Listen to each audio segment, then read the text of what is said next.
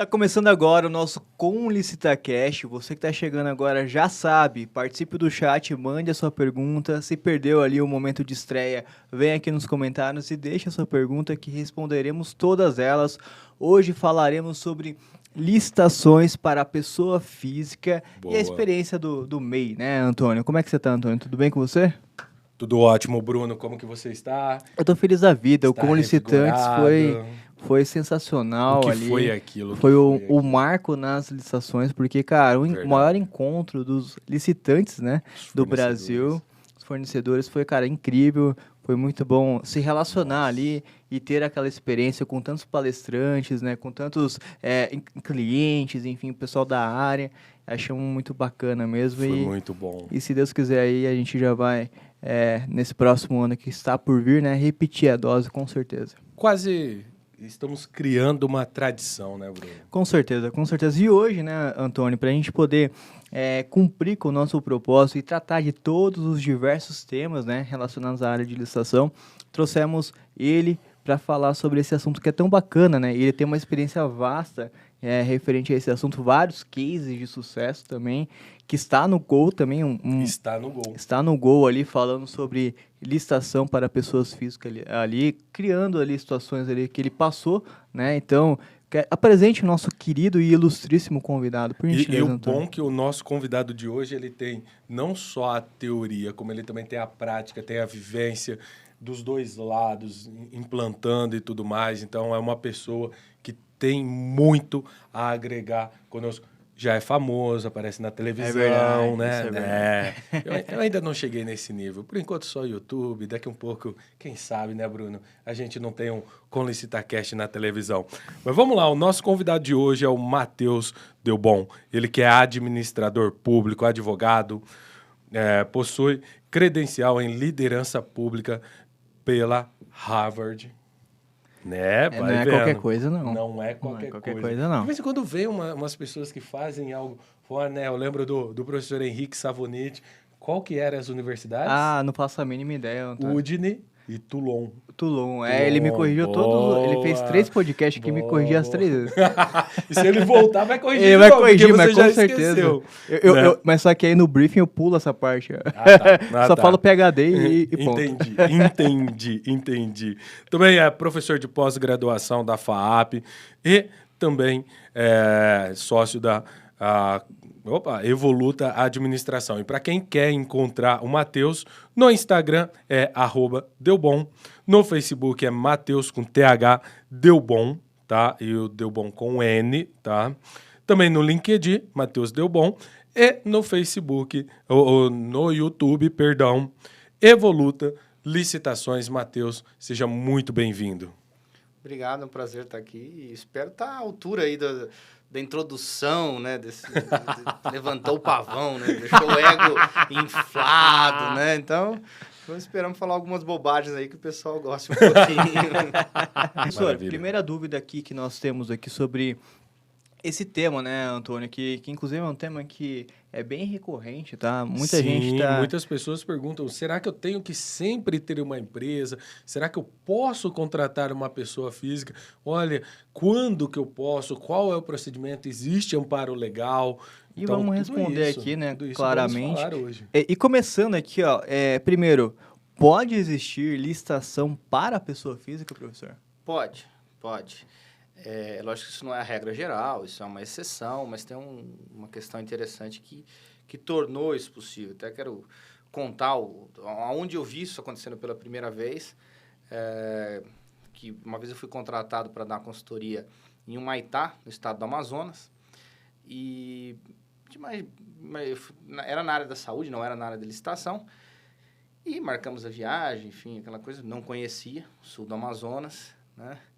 E você não faz uma imagem do que vai encontrar tão boa. Você vê que o município tem garimpo, é uma região portuária, a economia, a renda é baixa. Você espera, né, às vezes, um município pobre, né?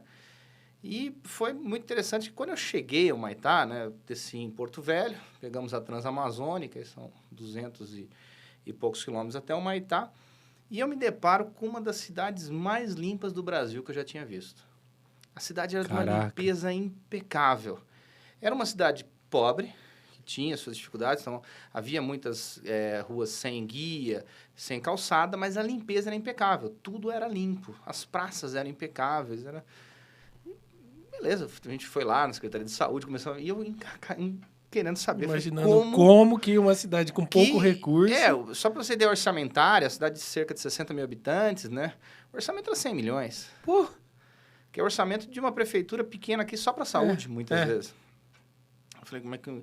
Porque assim, tendo dinheiro, você fala, gasta e limpa, enfim, a gente tem aqui no estado de São Paulo, Vinhedo, tem algumas cidades que tem uma limpeza impecável, mas tem uma renda monumental também.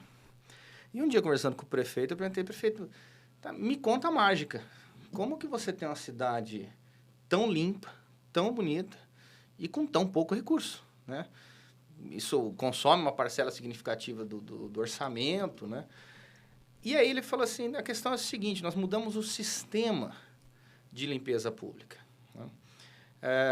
Maitá, assim como muitos municípios do Brasil, tem problemas nas licitações, nas concessões de limpeza pública. São poucas empresas que prestam serviço, controlar esse serviço é difícil, enfim, o turnover da mão de obra, tem diversos problemas. E ele pensou, e agora você imagina, se nós temos esse problema aqui no Sudeste, né? Imagina no Norte do Brasil, você tem bem menos fornecedores, o mercado é mais restrito. E ele teve um seguinte insight, ele falou, se eu posso fazer uma grande concessão, por que eu não posso fazer micro concessões? Não tem nenhuma vedação jurídica para isso.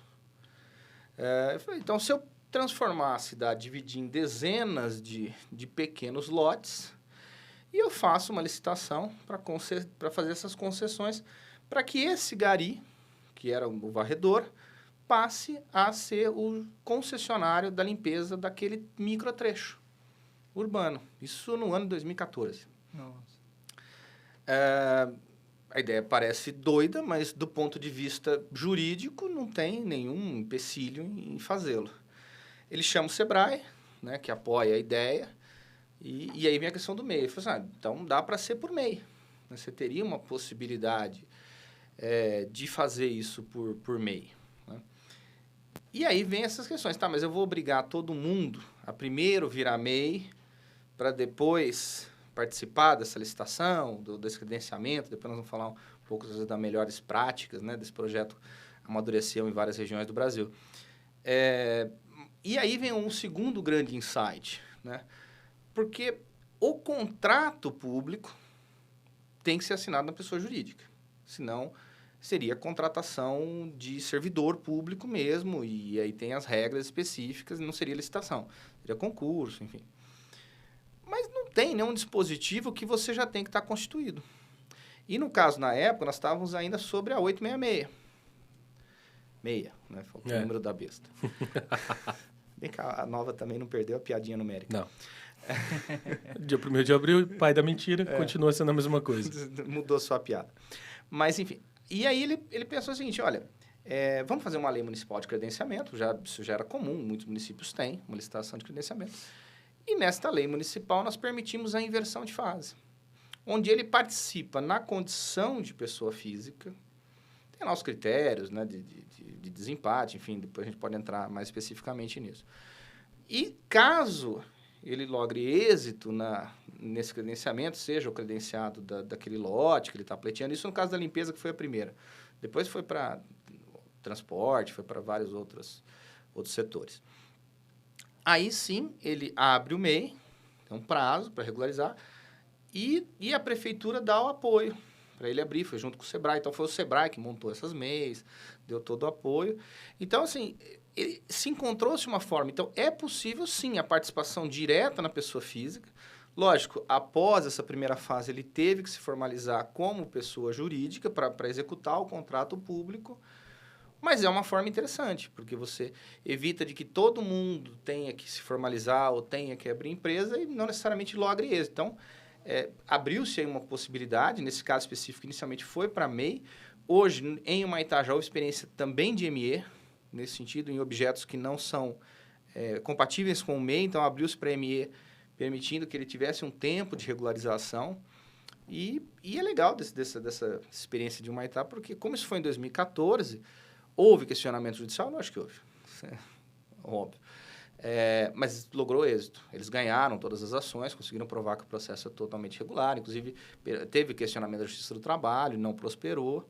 Né? Então, o modelo se solidificou e aí se começou a espalhar um pouco para o Brasil o modelo. Então, é dessa experiência que a gente pretende falar um pouquinho hoje e de como isso pode ser adaptado. Então, é uma possibilidade. Né? Não é algo que está tão previsto na legislação federal, de forma tão objetiva, mas também não há nenhuma vedação.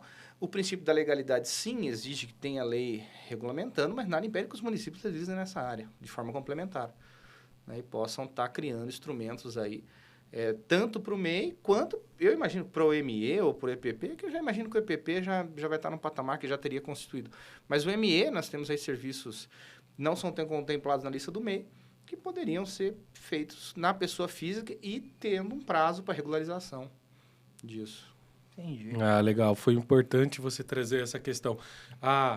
Né, princípio da legalidade, tenho que ter uma norma para eu poder me nortear, por mais que não há vedação expressa, mas é o que eu sempre falo. Né? Na minha vida privada, eu faço tudo aquilo que a lei não me proíbe. Na minha vida pública, eu só vou fazer aquilo que a lei permite. Mas, igual você falou, eu, como município, né, dentro dos entes federados, eu posso fazer leis complementares, Sim. que foi o caso que você falou. Sim. Então, eles fizeram a lei de credenciamento prevendo a possibilidade. Então, esse foi um dos primeiros passos e isso é fundamental para você que está nos assistindo trazer para este modelo, caso queiram, né, trazer este modelo para o seu município. Porque eu tenho que ter uma norma e eu, como município, eu posso legislar ali suplementar. Eu só tenho que tomar cuidado como que eu vou construir isso. Sim. Por isso que não é simples. Por exemplo, se você chegar e falar, Antônio, faça, com certeza vai dar ruim, porque o Antônio não é um advogado. Seria o jurídico do município conversando ali para poder fazer essa lei e verificar até que ponto ele pode chegar Sim. dentro dessa legislação complementar. E é justamente essa lei municipal que vem evoluindo. Né? O Maitá, a primeira era simples, teve falhas, teve questionamentos, tiveram ajustes. Isso é natural de quem ousa, de quem sai na frente, de quem inova. Prego que se destaca é martelado, fato. Ele ganhou até por jus esse projeto, deu ao prefeito Dedê, na época, o prêmio de prefeito empreendedor pelo Sebrae. Boa. Porque depois nós vamos falar das externalidades que esse tipo de projeto gera, que eu acho, e aí é a parte que eu acho mais bonita desse tipo de projeto. A última lei que eu sei que foi aprovada nesse sentido, acho que tem uns 2 ou 3 meses, foi Diamantina, Minas Gerais. A gente até participou um pouco do processo. Copiando ali de Tamarandiba, de outros municípios ali do Vale de Jequitinhonha. E, lógico, cada município apanha um pouquinho, melhora aqui, ajusta ali. Então, é um processo em evolução, a ponto, por exemplo, da lei de Diamantina, a gente ter enviado o prefeito de Humaitá para rever a dele. Então, embora ele é o criador do projeto, a evolução se dá nacionalmente, cada município contribui um pouco. E eu acho muito importante nós lembrarmos isso, né? Em matéria de licitação, o município tem, sim, alguma capacidade legislativa. Né? Porque o município tem capacidade legislativa complementar. Né? Se ele entender que aquilo está obscuro, que precisa ajustar à realidade local, e no caso da limpeza pública, a realidade local da limpeza pública do interior do Amazonas é completamente diferente daqui da Grande São Paulo.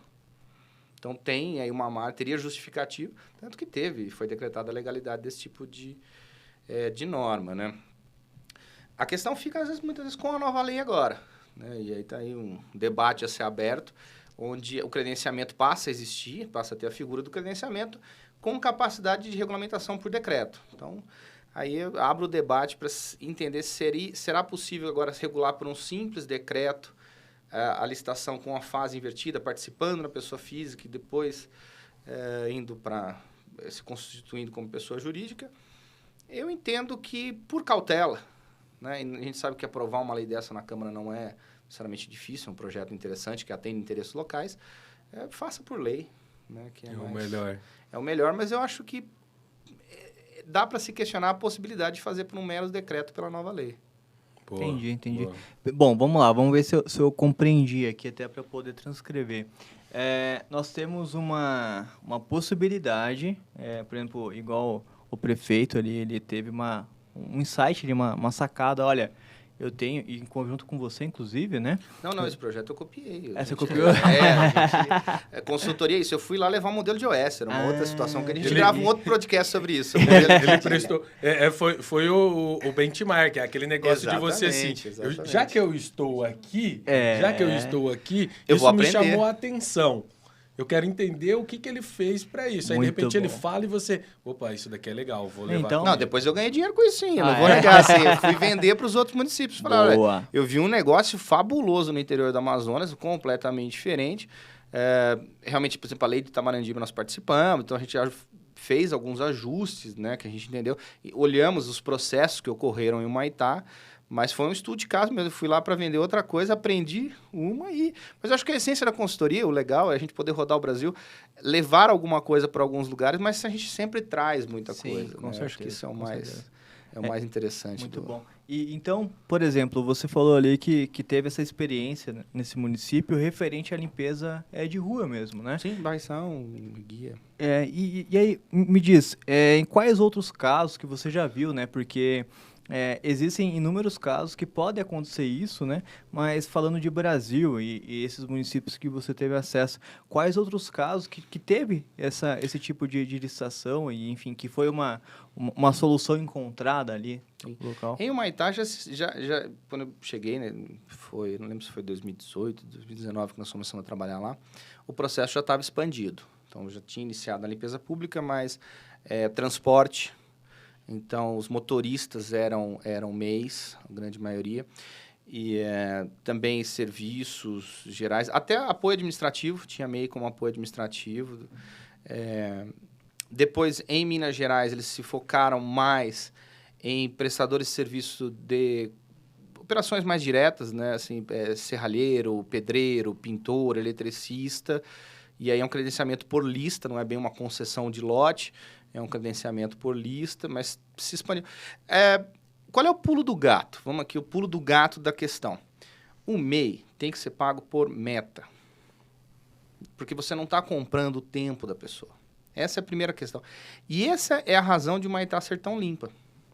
Porque o credenciamento foi feito com critérios de pagamento. Se você atingir o nível A de limpeza, o nível máximo, eu te pago X. Se for o B, X menos, e assim sucessivamente. Então, a grande questão é essa. Ele é pago por produtividade. Que hora que ele vai limpar a rua? Pouco importa. Como que ele vai limpar a rua? Pouco importa. O importante é o nível de limpeza. Ele vai ser remunerado por isso. E, é uma coisa muito simples. Basta um fiscal da prefeitura com uma câmera fotográfica. Se você fotografa o lote, constata a limpeza. A fiscalização é randômica. O dia, você não sabe que dia e que hora que ele vai lá fazer essa fiscalização. E você recebe por esse valor. Então, uma coisa que é interessante, né? Quem já esteve no Amazonas sabe que 3 horas da tarde, aquilo é um calor, né, escaldante. Você exigir que uma pessoa trabalhe bem das 2 às 5 da tarde, né, sendo sabendo que às 4 vai chover, provavelmente, é desumano. Então, por exemplo, é uma questão interessante. Algumas vezes eu cheguei de madrugada na cidade, assim, em Porto Velho, e 4 horas da manhã, assim, é muita gente limpando rua, né? Porque ele preferia fazer nas primeiras horas do dia, até às 6, 7 da manhã, e depois se dedicar a outras atividades, porque a prefeitura não ia mais controlar o horário. É lógico que ela ia controlar o nível de limpeza e a qualidade. É lógico que houve concessionários descredenciados, e aí credencia-se o novo, não está atingindo as metas, os resultados, né? Mas o interessante desse projeto é que depois a própria prefeitura começou a criar premiações para inovações dentro dos meios de limpeza pública. Então, aquele que tivesse uma limpeza diferente, melhorada, ele ganhava... Eram prêmios como uma televisão, nada muito complexo, mas isso já os motivava. E aí, um começou a pintar a bainha das árvores, de cal. E ganhou a TV. Opa, todo mundo pintou. As guias pintaram. Eu faço um convite a todo mundo, assim, primeiro termina de assistir o podcast aqui e tal, depois põe no YouTube lá, Humaitá, Amazonas, e vê umas imagens da cidade, você vai ver o nível de limpeza que é.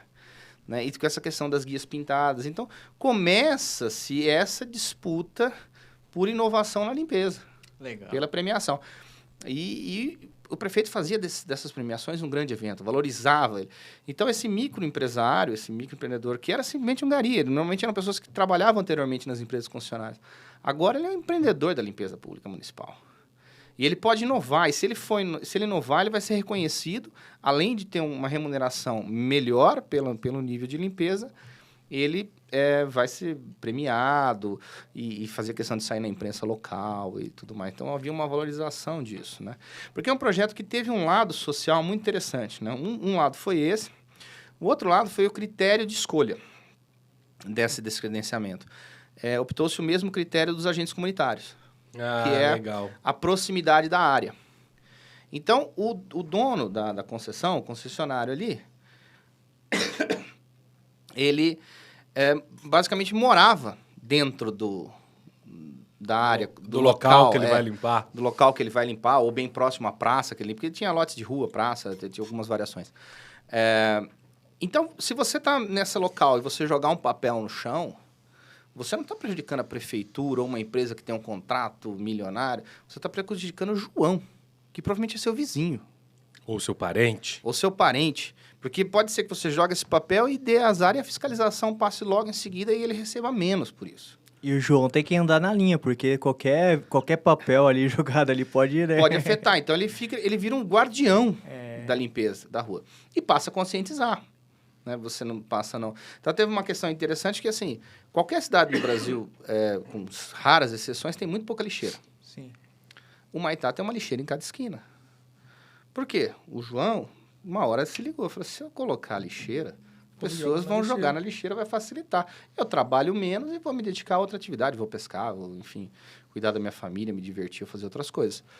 Aí começou a colocar, começou a surgir, e aí o do lado já viu, né, aquele efeito cascata. Chegou uma hora que a prefeitura padronizou, para ficar mais harmônico. Então, depois, esse João começou a pressionar os moradores da rua a colocar lixeira alta. Chove muito, lixo escorre, lixeira alta. Então, não houve nenhum programa municipal para se colocar a lixeira alta, uma própria pressão social para manter.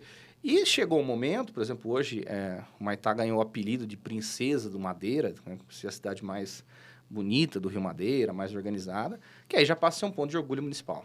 Aí toda a população já se orgulha dessa limpeza pública, é um ponto de destaque, mas gerou esse efeito moralizante, né?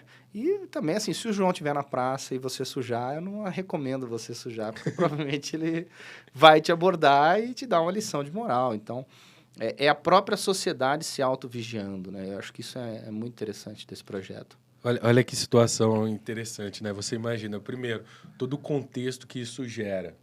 Imagina, não é que aquela pessoa não iria trabalhar. Talvez ela iria trabalhar para uma empresa. Ok. Aí podem ter pessoas nos assistindo e falando assim, então vocês estão fazendo apologia ao invés de contratar CLT, fazer MEI. Gente, não é nada disso. Veja, ela poderia ser contratada por uma empresa. Se ela fosse contratada por uma empresa, ela receberia por hora. Por hora. Agora, imagina, ela teria que trabalhar 8 horas para receber um salário. Supondo que ela receba o mesmo montante, geralmente é maior, mas supondo que fosse o mesmo montante, se ela trabalhar 1 hora e conseguir limpar o lote dela, o problema é dela. Sim. Ninguém aqui, eu não estou te cobrando por quanto, eu não estou te contratando por tempo, eu estou te contratando por serviço. É uma meta. Eu acho que o legal desse projeto e de outros, é assim, primeiro se pensou qual o valor público tutelado. O valor público tutelado é limpeza pública. Exato. E nós vemos muitas vezes prefeitos brigando com as empresas e tal.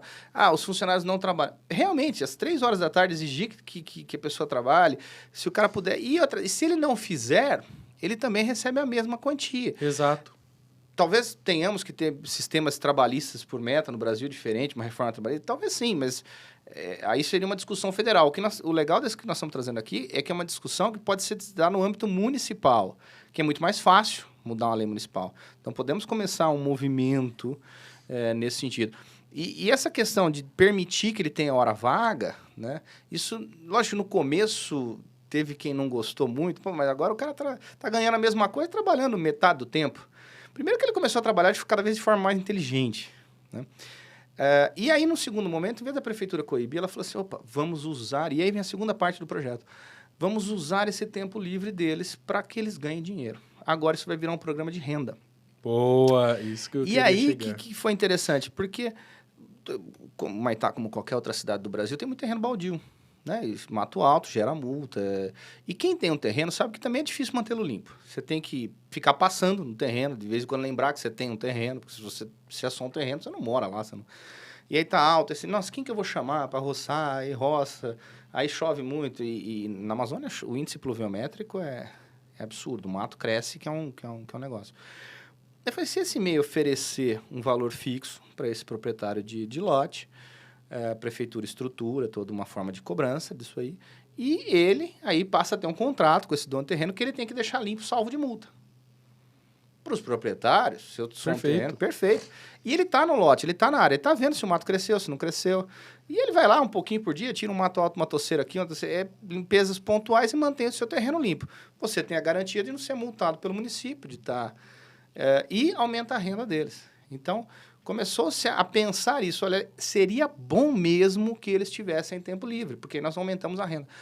Depois vem uma segunda fase, lógico que esse projeto teve apoio do Sebrae desde o seu início. Uma segunda fase, falou assim, vamos qualificar ele para jardinagem? Vamos agora dar curso de jardinagem, porque ele começou a fazer o jardim das pessoas, oferecer esse serviço de forma privada, porque ele é um MEI. Ele não é obrigado. Então, ele tá trabalhando para a prefeitura, trabalhando para... Não, ele tem uma empresa que ele trabalha... A prefeitura é um cliente, mas ele pode ter outros clientes. E eu acho que essa foi a grande sacada do projeto. Então, depois, por exemplo, quem tem carro locado para a prefeitura, por exemplo, os motoristas recebem por quilômetro rodado. A questão central é essa. Se você consegue ter uma métrica pensando no valor público tutelado, o serviço pode ser licitado, né, dessa forma invertida, primeiro pessoa física, depois se regulariza sem nenhum problema, né? O que é interessante ali é a gente pensar, né, Matheus, na distribuição de renda. Porque imagina, você falou, né? 100 milhões para uma cidade de 60 mil habitantes, isso no total, não é ali. Então imagina, por mais que quem esteja nos ouvindo possa pensar, 100 milhões é dinheiro para caramba. Sim, concordo, é dinheiro para caramba. Para uma pessoa física como eu, como o Matheus, o Bruno. Agora, vamos lá, né? Ambulância, imagina, que é um negócio ambulância, legal. Isso é muito massa. Lá tem ambulância na Amazônia. Então, o que acontece? Você cria um programa de distribuição de renda que, como efeito colateral do programa, entre aspas, efeito colateral, tá? Você tem uma garantia de que aquilo vai estar limpo, uma garantia de que eles vão fazer e mais, você distribui mais renda. Porque imagina, se ele consegue limpar, vamos supor, limpa em 2 horas. Ok. E a quantidade de pessoas vai ser baseada na quantidade de lotes que eu tenho. Essa pessoa que limparia aquele pedaço em 2 horas vai ter que limpar um outro pedaço e outro pedaço. Então, no lugar que eu teria eu vou ter mais de um. Mas isso é danoso. Depende. É danoso para o erário. Depende de todo o projeto, depende do que você fez. E mais, tem uma questão social. Sim. Talvez essa pessoa que está trabalhando aqui, se ela não estivesse trabalhando aqui, ela estava recebendo uma cesta básica, estava recebendo qualquer outro tipo de auxílio, porque não tem emprego. E o município está tendo que criar programa social. Assim, ele está resolvendo problemas naturais do município, na questão aí da zeladoria, que são problemas fazendo algo social ao mesmo tempo. Perfeito. No caso específico de Humaitá, ele foi mais barato, gerou economia. E o projeto nasce para gerar economia. Esses efeitos foram sendo identificados ao longo e foram efeitos positivos. Tanto que o modelo mineiro já ficou um pouco diferente, porque já se viu esse efeito colateral. Falou, isso aqui nós já temos que se preocupar efetivamente com esse efeito colateral, porque a gente quer esse efeito colateral. Nós estamos falando de implementar no Vale do Jequitinhonha, região mais pobre do Brasil. Itamarandiba, para quem não conhece, é um município de região carvoeira do Brasil. Com certeza você já viram algum documentário aí sobre a extração de carvão ali no norte de Minas, sul da Bahia. Então, uma região extremamente pobre, extremamente carente e que carece de oportunidades. Então, o que eles pensaram? Fizemos a lei e tal e vamos credenciar para esse serviço. Lá era muito nessa parte de construção. O pessoal fazer calçadas, que era uma demanda grande que eles tinham, um pedreiro, enfim, tinha várias listas. E eles tinham que escolher um número de pessoas, porque esse número era importante. Não poderia ser um número muito longo, porque senão não garantiria uma renda mínima. A pessoa é chamada agora, depois vai ser chamada só daqui 6 meses, você vai ter que se virar com outras coisas. Então, a ideia é que... Porque vamos lembrar que nós temos também o interesse público buscado inicial de zeladoria. né? Então, tem que ter uma lista rodando direitinho, a pessoa na profissão, porque se você é chamado de tempos em tempos, você vai arrumar outra coisa para fazer, você não se especializa naquilo, não se dedica, né? E aí, quando chama, você não vai. Mas também não podia ser uma lista pequena o suficiente que a prefeitura fosse o único cliente.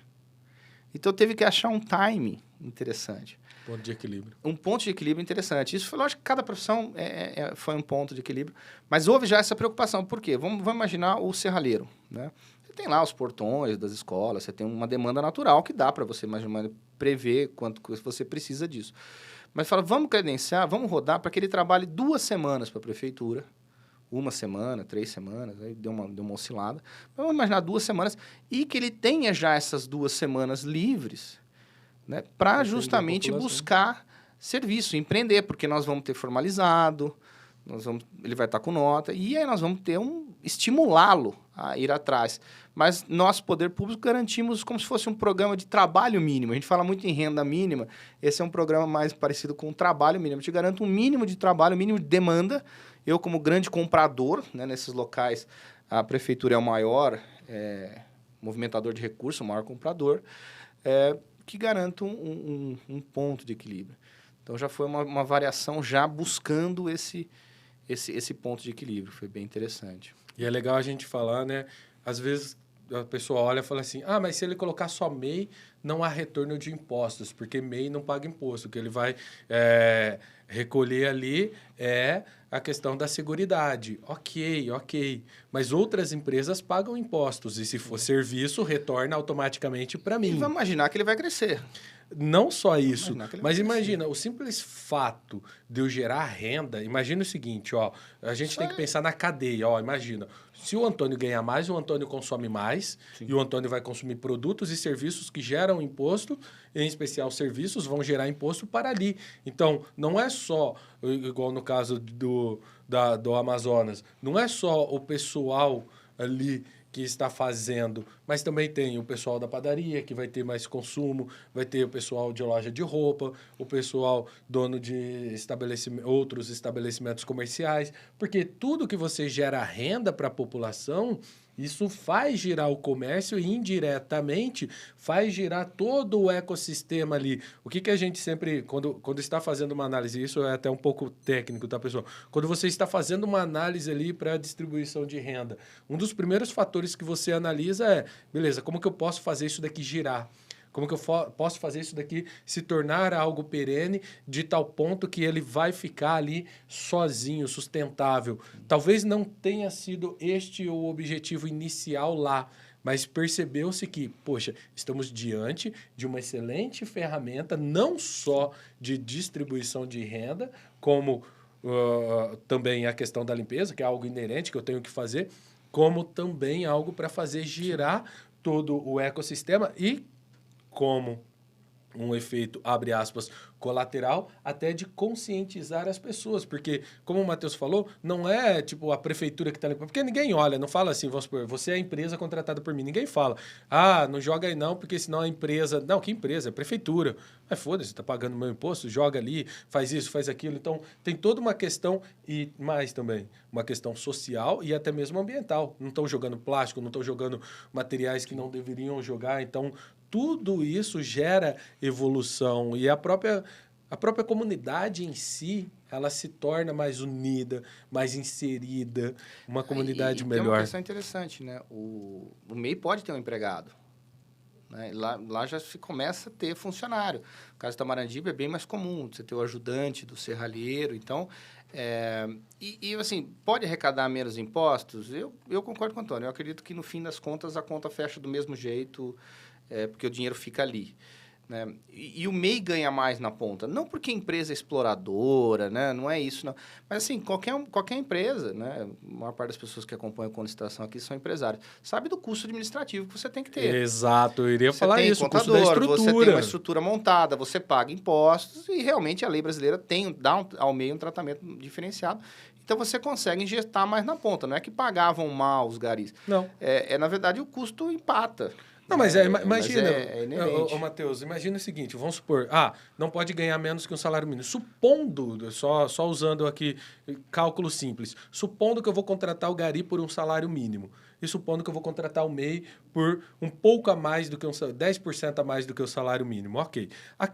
Aquela pessoa que eu contrato com salário mínimo, ela sai pelo menos 50% a mais do que o valor do salário mínimo só de encargos sociais. Isso eu falando de encargos. Ok, depois eu ainda tenho todo o custo administrativo, tenho toda uma série, uma cadeia. Então imagina, para cada funcionário que eu vou pagar R$1.000, ele está saindo para mim, em média, dois e pouquinho. E isso eu vou repassar. E quando você olha para o órgão público, ele vai pagar ele vai pagar 2 e vai ter um. E todo esforço de controle, né? Porque Sim. o controle por hora é um controle difícil. Claro. Você tem que ter lá o supervisor dessa equipe que vai levar, que vai controlar, que vai ficar no pé que você está enrolando, que o outro não está. Quando tem hora extra, isso vai aumentar o custo. No caso por meta, é lógico que esse MEI nem controla a hora extra. Se você perguntar quantas horas de trabalho, talvez ele nem saiba. Ele sabe que ele tem que limpar a rua também. E se sujar muito, se der um vendaval, ele sabe que talvez vai ter que trabalhar mais naquele dia. Então, é uma outra lógica de trabalho que se iniciou, né? E com sucesso, com êxito, né? De uma forma bem diferente. Agora, vamos passar por uma parte, às vezes, mais técnica aí do passo a passo, né? O que é interessante disso, né? Você brincou lá de Harvard, mas se tem uma coisa que eu aprendi em Harvard que vale a pena ser falado em todo lugar, é que toda política pública tem 3 eixos. E essa tem, por isso que ela deu certo. Que é tecnicamente correto, que é o que a gente veio falando até agora aqui. O outro grande eixo, né, é que ela tem que ser organizacionalmente implementável. Né? Então, antes da gente, pessoal, sair na internet, pegar a lei de Diamantina, que eu falei que é a melhorzinha, e sair votando, implementar, tem todo esse passo a passo. Por quê? A prefeitura tem que tornar isso organizacionalmente implementável na parte interna. Né? Então, foi criado um setor de apoio. Temos órgãos como ajudar, como o Sebrae, enfim, existe toda essa estrutura. É só buscar, eles estão abertos. Lá, com todas as cidades que nós vimos acontecer, isso aconteceu, essa parceria aconteceu. Por exemplo, mesmo em Itamarandi, onde não tem sede, eles mandam Sebrae Móvel. Enfim. Por quê? Porque realmente alguém vai ter que assessorá-lo a se formalizar. Né? E no caso, por exemplo, o que é interessante desse projeto? Por exemplo, Itamarandi já prevê a inversão do recolhimento da DAS. DAS, para quem não sabe, é o documento de arrecadação simplificada do MEI. Exato.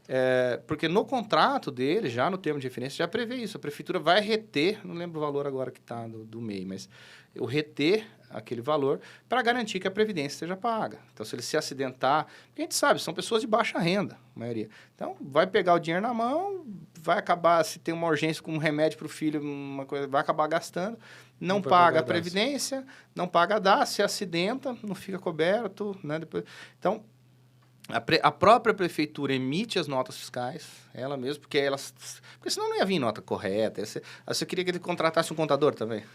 Então, no caso, foi contratado um contador pela prefeitura, disponibilizado a eles, que faz toda a emissão, não só das notas para a prefeitura, mas também de todas as notas que eles necessitem por os clientes que eles vão pegando. Porque a ideia é que eles...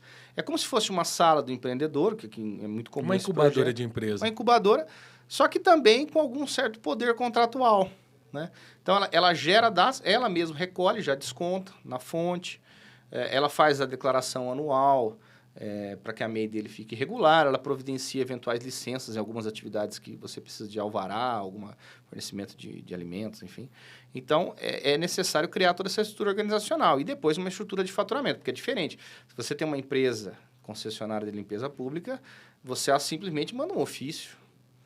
Está resolvido, a limpeza está ruim, está um lugar melhor.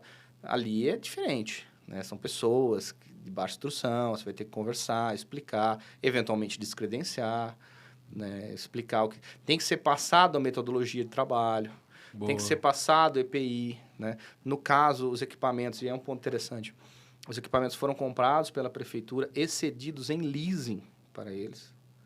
Então, passa a ser deles, porque daí também você não precisa controlar.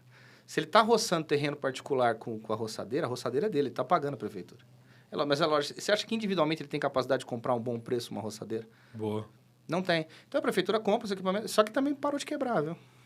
Isso é uma questão interessante. O Diminuiu equipamento é meu. o equipamento é seu, você cuida bem. Cuida bem. E eu não preciso te controlar, porque se você tá... Porque, entendeu? Tá usando o equipamento da prefeitura. Não, o equipamento é dele e a gente quer que ele use.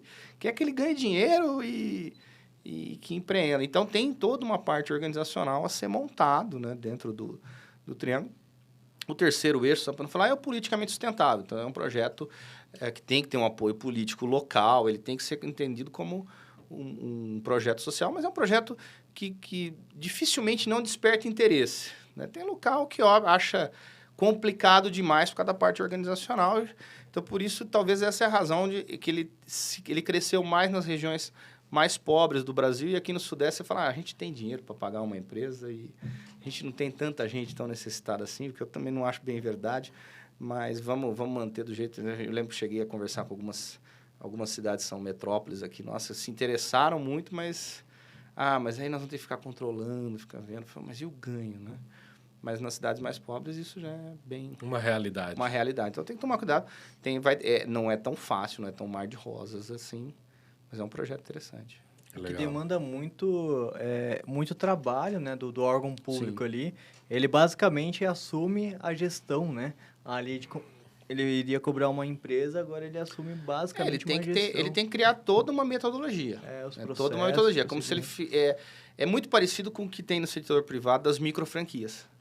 Onde você pega uma microfranquia, te dá uma metodologia de trabalho, né? E aí você passa a vender, no caso das microfranquias. Lá, o poder público já te garante uma primeira venda. Mas, por exemplo, no caso do acionamento lá de Itamarandi de lista rotativa, como que esse acionamento é feito? Alguém vai ter que ligar. Quantos dias eu vou te ligar antes para você dar o aceite ou não do serviço? Se você não atender, vai mandar por e-mail uma solicitação formal, como os órgãos públicos fazem para as empresas? Né? Não é bem assim, né? Às vezes você vai ter que deixar recado com o vizinho, enfim, você tem toda uma estrutura que tem que ser montada. Então, por isso que eu falo, é um projeto que gera economia, sim, é uma forma de contratação específica, mas tem que ser olhado como um projeto social em conjunto, porque vai demandar dessa padronização, porque também vai ter que explicar, tá, eu nunca fui gari, me credenciei, moro no lote, aí começo a limpar a rua de cima para baixo, de baixo para cima, e eu não tenho esse conhecimento, da melhor forma. Né? Então, tem que ter treinamento, né? Como se fosse a prefeitura tem que garantir um padrão de qualidade e também fiscalizar a EPI, tem toda essa questão aí, mas não é impossível de fazer, só ter vontade. Mas gera muita demanda ali e também boa vontade, né? Também, né? Pelo que eu entendi. Que bacana. Professor, sobre esse tema, eu já percebi que você viajou ali, Brasil afora também, e teve vários cases ali que você pôde... observar. Qual que é o maior aprendizado que você teve em relação a isso, principalmente nos interiores ali que você foi, poxa, interior do Amazonas, imagina? É um mundo que muita gente parece estar tão distante que o pessoal até às vezes, poxa, existe. Quase outro país, né? Exatamente. Então, assim, eu só fazia aquela piadinha, né, quando eu tava lá, você me ligava e falava assim, não, eu tô aqui no Amazonas, tá? Quando você voltar pro Brasil, a gente conversa, se não fosse Brasil. Mas eu acho que o melhor aprendizado é justamente isso, né? Entender, primeiro, que lá é Brasil. Primeiro, que tem ideias muito boas, né? Muito boas mesmo. E a necessidade financeira deles os força a serem mais inovadores que nós. Então, eu acho que essa parte de inovação a gente tem que aprender muito com eles. De fazer muito com pouco, né? Tanto que Sobral vem se destacando, municípios que vêm se colocando aí como exemplos nacionais. Então, eu acho que a gente tem que olhar. E é engraçado, porque é um projeto que foi premiado. Teve destaque. Recebeu o prêmio prefeito, recebeu um prêmio na ONU, inclusive. Um prêmio internacional. E parece que ninguém... a gente não sabe. Estão aqui tentando fazer isso de novo, né? Fala, vamos para podcast. Por quê? Porque eu entendo que cabe aqui, vamos falar do lado do fornecedor. A gente falou bastante aqui do lado da prefeitura. Eu acho que tem um mercado imenso para esses fornecedores entrarem. Não faz a menor lógica uma OBS de um bairro não contratar uma faxineira do próprio bairro. Instrumento jurídico existe. Né? Ela contrata a faxineira, credencia, ela tem que ir lá 2 vezes por semana, todo dia, 1 hora, final de expediente. Isso é uma questão de acertar, de ver a necessidade. E se tiver um problema, você liga para Marlene, que mora ali do lado, que sobe aqui rapidinho. Então, eu vejo que se pessoas que são profissionais liberais, são autônomos, isso vale para o MEI, mas a gente falou lá em Humaitá, já se faz também na ME, inclusive teve até ação nesse sentido, que não poderia ser restrito ao MEI, teve esse questionamento, inclusive, então nosso credenciamento está aberto à ME. A gente sabe que a ME já tem uma faixa tributária que não torna tão vantajoso a adesão ao projeto. Mas pode-se criar, então eu acho que cabe pressionar, né? E evitar essa questão de participar na pessoa física, evitar a frustração. Olha, nós vamos chamar. Tem 10 faxineiras interessadas, aquela que for, né, recebe o apoio. Então, eu acho que quem está nos ouvindo caiu de paraquedas no YouTube, às vezes fala, licitação não é para mim, eu sou um pequeno, sou um motorista de aplicativo, alguma coisa, eu posso ter um veículo locado para a prefeitura? Pode, ela pode remunerar por quilômetro rodado, sem nenhum problema. Tem no final ali, ele fazia tempo que ele não vem aqui, tá? E ele veio aqui já a caráter. Ele voltou a trabalhar, né? Porque até então ele estava de férias. De férias, enfim. E você preencheu o briefing ali, solicitou a presença dele. E ele veio, obviamente, ali, atendendo ao nosso pedido, para participar de mais um quadro especial aqui no ConstaCast. Seja bem-vindo, Silvio Santos. Chegou. Ai, como que estão? E aí, professor? Certo? Tudo bem? Como é Beleza, tá? Maravilha, é um prazer tê-lo aqui. O prazer é meu. Que bom. E aí, Bruno, tudo bem, Tá Antônio? tudo ótimo. Tudo ótimo. Depois A gravata verde é por causa do dinheiro, do valor. É verdade, é a esperança, né? A esperança. Esperança de um país melhor. Muito bom, legal, Silvio. legal. Muito bom, Silvio. E, Silvio, por que você está vestido dessa forma? Que hoje tem o CAL, né? Vai ter o O CAL. que é o CAL, Silvio? É o Central de Atendimento ao Licitante. Olha só. Boa. É bom. Aliás, meu fone tá por ali. Meu fone. Geralmente você Achou anda com fone? o microfone. Achei. Cadê o microfone? Hoje né? você tem um fone. É verdade, não, o Silvio Santos moderno. Moderno. Moderno, versão 2020. Já se perdeu. Já me perdi. Já se perdeu. 80 anos já de carreira. Já. Já se De perdeu. carreira não é fácil, né? Já trabalhei muito na minha vida. Esse quadro aqui, obviamente, é o de férias com o Silvio, mas eu não tô de férias, né? Voltou É agora. o de, olha Você lá. não tá mais de férias não, Silvio. Você pode, De você férias pode largar com o a mão Silvio. aí desse quadro aí, viu? É verdade, né? É Você verdade. pode largar a mão aí. Bem bolado, né? É verdade. Ele pensa que tá de férias, mas não tá, não. Não, Voltou. Acabou o Covid, volta. É verdade. A gente trabalha bastante aqui, né? Com alegria. Vamos lá, Silvio, então. O que você preparou pro nosso querido convidado? Bom, para o nosso querido convidado, hoje a gente vai fazer aqui como se fosse o quadro da Marília Gabriela. É o de férias com o Silvio, mas eu vou jogar algumas coisinhas e você responde já na lata. Frases curtas. Eita! Tá certo? Vamos lá. Então vamos começar. Você está preparado, professor? Acho que sim. Aí! Então vamos lá. Matheus, deu bom. Vamos lá. Pessoas físicas em licitação. Pode. Pode. Boa. Aí, muito bem. Exemplo de liderança é... Inovar e ousar colocar a pessoa física em licitação. Muito Boa. bem, muito bem. Uma pessoa que você admira. Olha, eu acho que o brasileiro, que ao abrir um programa como esse de licitação para pessoa física, vai lá, dá o seu melhor e muda a vida das cidades. Boa, Muito bem, muito bom. bem, muito bem. Essa aqui... Essa aqui é uma sacada muito boa. Lá vem. O que o Portiolli aprontou dessa vez? Matheus deu bom. Se alguma pessoa quer saber se algo deu certo, pergunta pra você, Matheus, deu bom? Cara, eu escuto essa piadinha desde que eu sou criança, cara. Esses dias minha filha veio da escola, meu filho lá, que começou com ele já. Então, já tô passando pra mesmo? frente. Então, Já cansou de ouvir? No podcast 2050, que vocês vão chamar um dos meus filhos aqui, a piadinha vai ser a mesma. Mas assim, se der bom, deu bom, né? Deu bom. Tem que sempre dar bom, né? É verdade. O Matheus hoje não veio por quê? Porque deu ruim. Olha, esse sobrenome ajuda o comediante, viu? Ajuda. Já tá pronto ali Tudo pra aquelas gente. variações mais sexuais aí que... Isso aí a gente pula. escola o pessoal era criativo, né? Deu e achou bom. Ah, é verdade. tem isso. Você sofreu na escola. Sofri Você sofreu na escola. Era o Mas bullying. Você foi Era, forte. era uma outra época, né? Eu sou de 79, né? Então verdade. o bullying era normal. Era né? normal. Então, aqui para finalizar, Matheus Delbon para Matheus Delbon, por Matheus Delbon, né? Vixe, é duro a gente falar de si mesmo, Matheus né? por Matheus.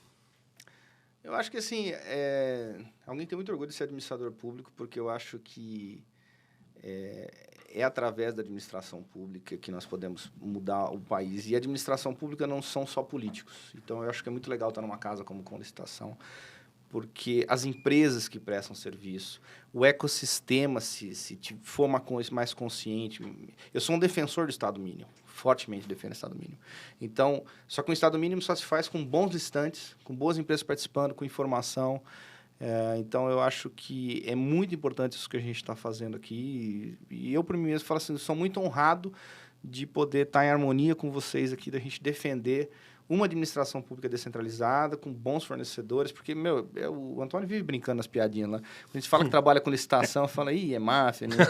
Aquela história toda que a gente conhece lá. E eu não vou dizer que não tem, né? Mas o que eu falo para todo mundo, o Brasil é muito grande. Nós somos em quase 6 mil municípios. Se a gente duplicar esse número por causa das câmaras de vereadores, aí você vê o universo, mais as autarquias, as empresas públicas, o universo. Então, assim, se 10% for ruim, vai ainda sobrar muita gente boa para a gente trabalhar, para ter licitação séria e para prestar serviço. Boa. É verdade. Muito bem. Muito bem. Que bom. Foi muito sério aí, quebrei as piadinhas. Não, Mas é importante porque a Verdade. gente relata isso aqui, professor, porque existe, né, o Antônio, ele vem da área pública, mas também trabalha também ensinando fornecedores, né, e você também, obviamente, mas o que a gente trabalha aqui é que existe uma certa rixa, né? Lado A e lado B, eu sou fornecedor, ou eu Exato. sou gestor público. Eu sou gestor público, eu tenho Quase que ali- inimigos, né, Bruno? quase que inimigos. Eu tenho a supremacia, não sei o quê, eu desço o facão mesmo. Do outro lado, o licitante também, que obviamente não gosta de ver esse tipo de comportamento. E aí isso causou essa rixa ao longo do tempo. Mas, principalmente nova lei e tudo que a Eu tenho gente muita vem... esperança que a nova lei visa a mudar, né? A Sim. 866 era quase um mito, é que nem a CLT. Você não pode falar que é ruim. E a 866 é terrível.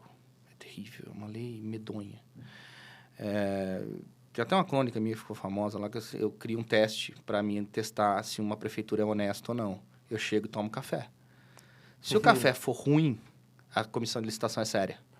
Porque ela licitou dentro das normas da 866. E não tem jeito de vir café bom. Você vai ter um barista para fazer preço e técnica de café? Isso é impossível. Já, por exemplo, o modelo americano, que é muito diferente, né? Ele vê o fornecedor, a iniciativa privada, como um parceiro. O Elon Musk está aí um grande exemplo. Mas o exemplo clássico é o Jeep. Né? O Jeep foi inventado, a Marinha, por exemplo, a licitação americana, a nossa agora vai poder ter alguns elementos disso, ainda não que nem lá, mas ela licita o problema, não a solução.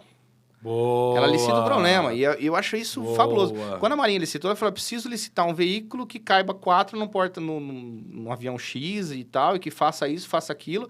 A Willys apresentou o Jeep, outras... Então, surge inovação, ela licita o problema. Eu sempre brinco aqui. Por exemplo, assim, publicação oficial. Você pode fazer num diário oficial eletrônico, você pode fazer num jornal local, no jornal de grande circulação... Quiçá você pode publicar no mural de avisos da Praça Central. Só que eu, servidor público, eu da comissão, tenho que tomar a decisão, eu tenho que ser um ser iluminado de ter a melhor solução, e aí eu licito aquela solução. Né? Falar, quero um diário oficial eletrônico, por exemplo, ou quero listar em papel. Se é no modelo, olhando já o parceiro como alguém, o terceiro, eu falo assim, meu problema é preciso dar publicidade aos atos oficiais. Qual a melhor forma? Qual a melhor forma? E aí, cada um vai propor uma solução, e cada solução vai ter um preço diferente. E eu crio as regras de como eu vou escolher, né? O que for mais viável, estudo de projeto. Então, eu acho que a nova lei começa a colocar alguns embriões, a gente já vinha caminhando nesse sentido com o chamamento público, que eles são baseados no problema. Então, já houve uma experiência com o terceiro setor que foi favorável, e no caso do terceiro setor, ou no caso da licitação americana e europeia também não é muito diferente, você fala quanto você tem para gastar. Porque o poder público não... Um negócio que eu acho absurdo da 866 é economicidade. O poder público não é feito para gerar economia. É resultado. Ele tem que gerar resultado, ele tem que Lógico, massificar. ele não Porque tem que dar lucro. se ele se sobrar dinheiro, ele tem que diminuir impostos. É sinal que ele está cobrando muito imposto. Ou não está fazendo o que deve ser feito. Ou que não está fazendo o que deve ser feito. Agora, aí o que acontece? O pessoal de educação sabe bem o que é isso. Como que nós vamos gastar dinheiro? O Fundeb. Com o Fundeb. É a piada pronta do curso. Todo professor de licitação tem a piada pronta do curso. O Fundeb. O Fundeb. Mas, por exemplo, se no modelo onde o parceiro, onde o licitante é visto como alguém que pode inovar, você faz uma licitação. Tenho 300 milhões, 100 milhões, 50 milhões, 100 mil reais para gastar em determinada coisa. Me tragam soluções. As licitações lá são até bem abertas. E aí, vão vir soluções até de um foguete, no caso americano. Né? Porque a NASA falou, tenho tanto para gastar, o Elon Musk foi lá e falou, faça um foguete. Todo mundo falou que ele era louco, ele entregou, recebeu, né? Enfim. É verdade. Mas, então, eu acho que essa sinergia, essa rixa, vinha pela antiga lei. Eu tenho esperança que isso comece a mudar. E mais, que o empreendedor, né, a gente estava falando antes da gravação com o Antônio, ele possa criar produtos para a administração pública e oferecer, porque você não tinha um mecanismo claro de oferecer serviços públicos. Às vezes você criava uma solução nova, você tinha que arrumar alguém para marcar uma reunião, meio claro. Já, por exemplo, no caso do terceiro setor, isso já tinha sido resolvido, já tinha a manifestação de interesse. Olha, eu tenho essa ideia, manifesto interesse. Eu posso manifestar. Não, isso aqui eu não quero. Beleza, mas posso manifestar. A PPP aqui no estado de São Paulo também tem um... Isso é importante, o que o Matheus falou. 2 pontos que a lei traz claramente isso. O diálogo competitivo e o próprio PMI. E mais, a lei traz muito forte a questão da governança e da gestão. E a figura do ETP, que outrora, na 8666, se tornou apenas uma letra lá, porque lá tem, se você procurar, você vai encontrar o estudo técnico preliminar, e que os órgãos públicos federais praticamente são obrigados a fazer por conta de instrução normativa, agora se torna a regra para todo mundo. E como que eu vou fazer o ETP? Ainda que timidamente, procurando no mercado solução. A gente já falou isso que o Matheus trouxe, a gente fala aqui a todo momento, né, Bruno? Às vezes eu sou redundante. Eu não tenho que pensar em produto, não tenho que pensar em serviço. Eu tenho que pensar em problema e tenho que pensar em uma solução. A solução vem atrás de um produto ou um serviço. Tá? Então é isso que eu tenho que pensar. Eu, servidor público, tenho que começar a pensar assim. Eu, fornecedor, tenho que começar a pensar assim. O Matheus tocou num ponto aqui muito interessante, que é a questão de a inovação, de como que eu vou trazer a inovação e tudo mais, como que eu vou apresentar isso para o órgão público. E nós estamos fechando com o Edu para ele trazer a questão das startups, que vai bem de encontro com o que o Matheus falou. De Inovação, eu trazer algo inovador e apresentar isso para o mercado. O Edu Fofura vai trazer isso para a gente já está e a lei, né, ele bem fala que a lei da complementar está acima ali da Sim, da o Edu traz essa nuance. Ele traz vários detalhes, mas vamos deixar... E tá no gol também. E tá no gol também. Mas só que assim, o que é legal também é porque tudo é a questão da abertura ali do diálogo, né? Boa. E também o gestor público, que a gente até traz aqui de forma massiva mesmo e repetitiva mesmo, porque é o seguinte, cara, se você é gestor público, não abrir esse canal de comunicação, você nunca vai alcançar isso. Se você Exato. achar que você entende mais que o cara que faz isso diariamente, né? Impossível. Cara, impossível. Não tem como. Um ponto, daria um podcast inteiro, mas que é interessante, é a questão da determinação do problema, já é dificílimo, fazer bem feito. Existem técnicas, muitas vezes a gente é contratado para identificar a causa raiz. E é muito difícil. Verdade. Esse mundo da startup vive nessa questão do causa raiz, mas isso é uma técnica, quem estudou administração, o clássico Ishikawa e tal, lá. Mas você conhece alguma prefeitura que faz? Não. Algum órgão que faz? Nem aí se conhece, alguém chuta o problema. Eu acho que o problema é isso. Então eu acho que a solução é aquilo. Comissão de licitação, licita isso. Aí licita, eles fazem, só que vamos supor, a gente faz esse Ishikawa, um hospital filantrópico, né? Você tem 15, 20 eixos de problema. Então, assim, se o poder público se focasse só nisso, identificar o problema, e aí ele licita soluções para aquilo. Olha, eu identifiquei aqui que eu estou com um problema de concentração ambulatorial hospitalar e não nas UBS. Qual a melhor solução para isso? É campanha de conscientização, é programa deshospitalar, é trazer o UBS para dentro, enfim, entender. Aí deixa a iniciativa privada criar soluções e escolhe a melhor. Fala, só de identificar o problema já é dificílimo. Então, o problema que eu vejo na área da licitação, muitas vezes é isso. Se o problema é mal definido, se o chute é mal dado, por melhor que a empresa traga a solução, ela está com um pedaço do problema. Então, às vezes... Agora, muitas vezes, se eles tiverem uma visão, pelo menos clara, desse esticado, falam, não, esse eixo foi, mas tem outros que ainda prejudicam, vamos começar a resolver os demais. Então, eu imagino que a nova lei comece a ser um instrumento possível, pelo menos vai dar a ferramenta, para se começar a focar. O gestor público se foca em identificar problema. Empresa privada se foca em achar a solução. O interessante, E essa sinergia vai ficar O perfeita. interessante é que a gente busca eficiência, né? Todo mundo fala assim, vamos buscar eficiência, mas não fala em buscar a eficácia, né? Às vezes, se eu determinar uma solução errada, o processo pode ser o melhor processo do mundo, correr dentro da maior lisura, ter economicidade e tudo mais. Foi eficiente? Extremamente eficiente. Foi eficaz? Não resolveu o meu problema. Então, eu tenho que começar a analisar outros aspectos que outrora eu só focava em um lado. Então, agora eu tenho que olhar, imaginar um ecossistema, tenho que imaginar... o que eu sempre... Eu falo isso repetitivamente, que é, cara, eu tenho que resolver o problema. Eu tenho um problema. Eu tenho que resolver esse problema. Não é comprar um carro, não é contratar... Não, é resolver o problema. O que eu preciso para resolver esse problema? Entender todo design, né? Tem uma cidade aí, não vou citar o nome, nos contratou para fazer um estudo de uma nova lei de IPTU. Né? O estudo foi feito, tecnicamente correto. O primeiro eixo, ok. Só que lançaram o edital, tudo sem olhar se ela é politicamente sustentável. Eita! Ou se ela é organizacionalmente implementável. Vamos conseguir fazer? O que aconteceu? Fizemos o projeto, apresentamos para a Câmara nunca votou. Nós fomos chamados ao Tribunal de Contas, veio um ofício para dizer por que nós recebemos por uma lei que nunca foi promulgada. A parte técnica nós fizemos, mas a parte política não cabe ao listante. E, então, o que é importante? Então, se o Poder Público tivesse feito esse estudo prévio, olha, nós vamos trazer uma empresa para trazer uma solução tecnicamente correta, beleza. Mas, politicamente, a solução que ela trouxer, vai ser politicamente sustentável? Não, mas se é correta, vai ter que ser feito. Não é bem assim. Depois, se fizerem uma lei muito complexa, ou a fiscalização, ela é organizacionalmente implementável? Então, a sorte nossa, por exemplo, no caso com o fornecedor, é que eu tinha gravação das reuniões. Eu falo, foi apresentado aqui o projeto, foi entregue, não foi votado. Né? Mas assim, então, se a gente separar que as empresas também não têm essa obrigação mágica de resolver tudo, né? As empresas vão trazer soluções técnicas, na maior parte das vezes.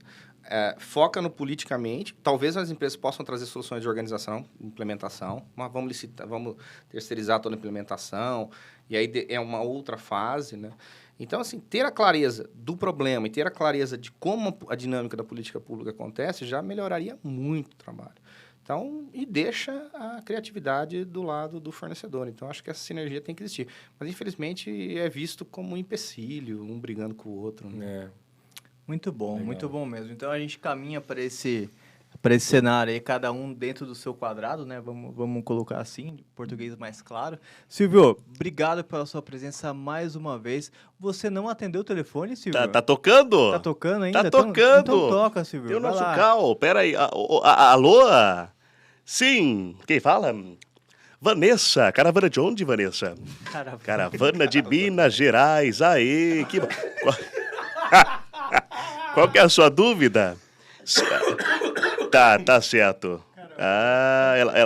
Ela trouxe uma dúvida aqui, professor. Ela quer que você explique aqui. Sou obrigado a ter cadastro de fornecedora para participar de licitações? Essa é a sua dúvida? Tá bom, passarei para o professor. Obrigado, Vanessa. Ele é muito Até a mais próxima. simpático que o Muricy, hein? Não, é bem mais simpático, bem... Só quase matou o apresentador na hora que eu vou tomar água. Ele fala caravana, mas tudo bem. Gostou, caravana? Adorei. Minas Parabéns. Gerais. Muito bem, pergunta da Vanessa. Vamos lá, pessoal de Minas Gerais. Isso. Né, da caravana de Minas Lá Gerais. de Minas Gerais, sou o Silvio Mineiro. Trouxe torresmo. Pão de queijo. Essa é uma questão complexa. A antiga lei, 8666, ela tinha uma lógica diferente. A lógica era pautada justamente nessa questão do cadastro, do mais local para o menos local, para o mais distante. Então, o cadastro fazia sentido, né, na época, justamente por isso. Olha, eu vou dispensar de licitação, porque eu já tenho aqui algo simples, tem um valor, né, e tem um cadastro. Então, ela vinha lá. Muitas vezes, ela começa a ser usada como uma forma de descobrir quem vai participar, principalmente nas TPs, né? Então, eu entendo que que isso foi minimizado. Assim, o texto antigo, é claro que algumas modalidades exigem o cadastro, né? A tomada de preço.